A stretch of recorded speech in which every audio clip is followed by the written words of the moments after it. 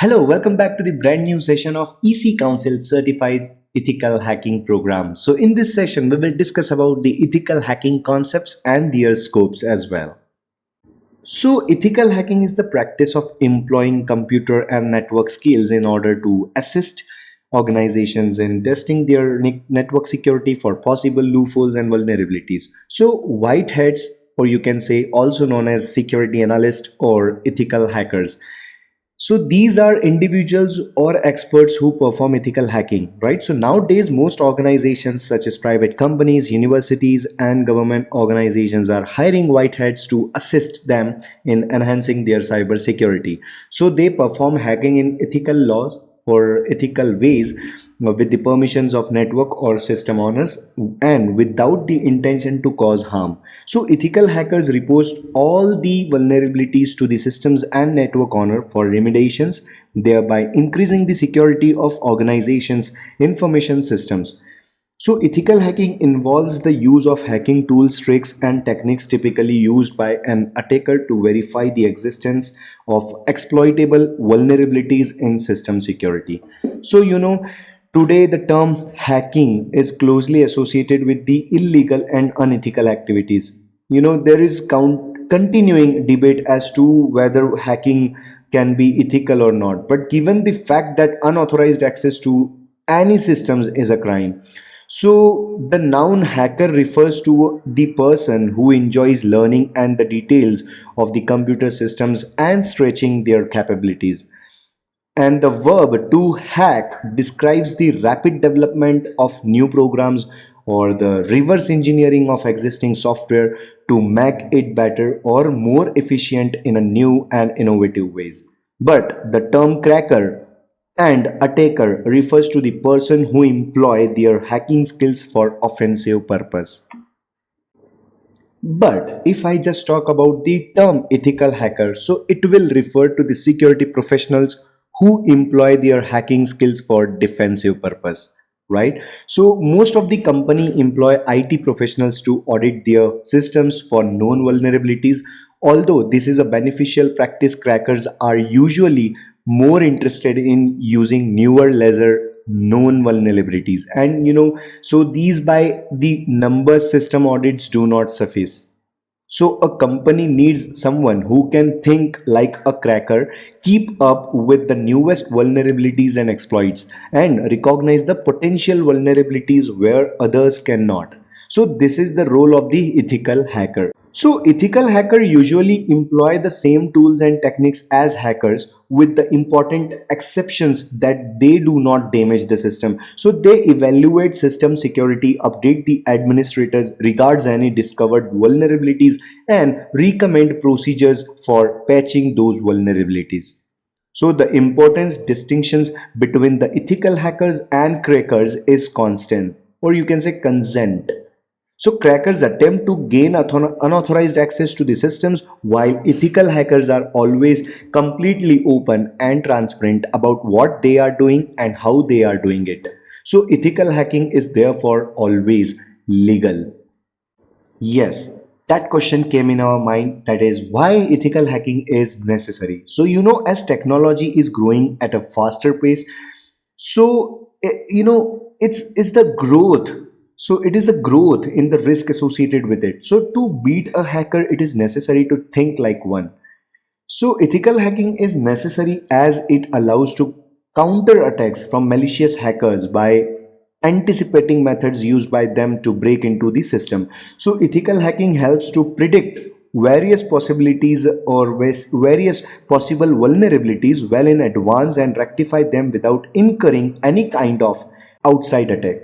So as hacking involves creative thinking, vulnerability testing, and security audits, alone cannot ensure that the network is secure. So to achieve the security, organization must implement a defense in-depth strategy by penetrating their network to estimate and expose vulnerabilities, right? So there is a reason why organizations recruiting the ethical hackers? Because to prevent hackers from the gaining access to the organization's information systems, to uncover vulnerabilities in systems and explore their potential as a risk, again to analyze and strengthen an organization's security posture, including policies, network protection infrastructure, and end user practices.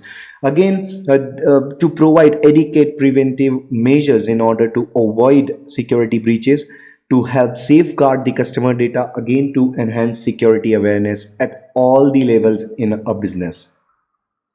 So these kind of reasons which we are having why companies are recruiting the ethical hackers. Okay, so the next point is scope and limitations of ethical hacking. So, security experts broadly categorize computer crimes into two categories, right? So, crime facilitated by a computer and those in which the computer is the targeted. So, ethical hacking is a structured and organized security assessment, usually as a part of a penetration testing or security audit, and it is a crucial component of a risk assessment. So, auditing and impact counter fraud and information system security best practices.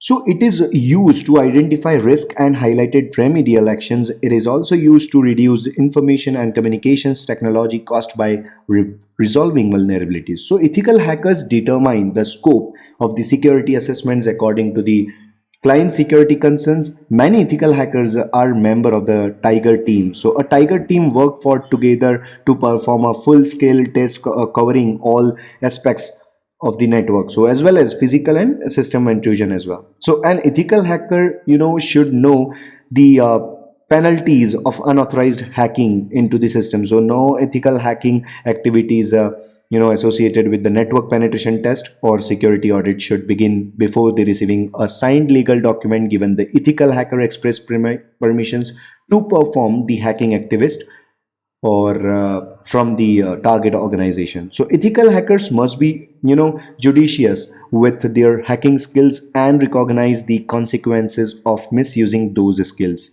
right? So these are the important scopes which you can say, or you can say the limitations which are important. So again, if we are talking about scope and limitations, so yes, we discussed about the scope, but however, there are limitations too. So unless the business first know what they are looking for and why they are hiring an outside vendor to hack their systems in the first place, chances are there would not be much to gain from experience. So an ethical hacker thus can only help the organization to better understand its security system. So it is up to the organization to place the right safeguards on the network, right? So, yes, what kind of skills of an ethical hacker is required? So, it is essential for an ethical hacker to acquire the knowledge and skills to become an expert hacker and to use this knowledge in lawful manner. So, the technical and non-technical skills to be good ethical hacker are discussed. We will discuss actually as a technical skills, right? In technical skills, in-depth knowledge of major operating environments such as Windows, Linux, Macintosh, in-depth knowledge of networking concepts, technologies, and related hardware and software. Some again, you should be a computer expert, adapt at the technical domains as well. Again, the knowledge of security areas related issues, or high technical knowledge of how to launch sophisticated attacks. So these kind of technical skills which will be required. And if I just talk about the non-technical skills, yes, the ability to quickly learn and adapt new technologies, again, strong work ethic and good problem solving and communication skills as well, commitment to an organization's security policies, and the awareness of local standards and laws. So these are the main skills of an ethical hacker which will be required. So in the next session, we will discuss about the information security control.